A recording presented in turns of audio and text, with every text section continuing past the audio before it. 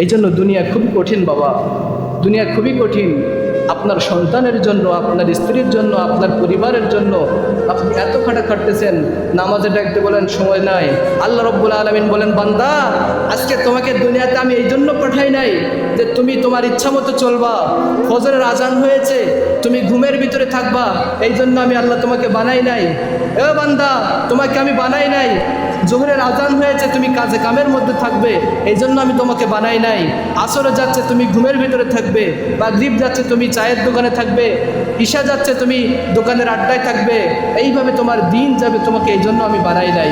ও বান্দা, তোমাকে আমি এই জন্য বানাই নাই, পরের আয় ঢালার জন্য আমি তোমাকে বানাই নাই, সুদ খাওয়ার জন্য আমি তোমাকে বানাই নাই, ঘুষ খাওয়ার জন্য আমি তোমাকে বানাই নাই।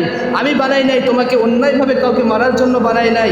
আমি তোমাকে বানাই নাই কাউকে গালিগালাজ করার জন্য, এইভাবে তোমাকে আমি বানাই নাই। আল্লাহ বলেন, তাহলে কিসের জন্য বানিয়ে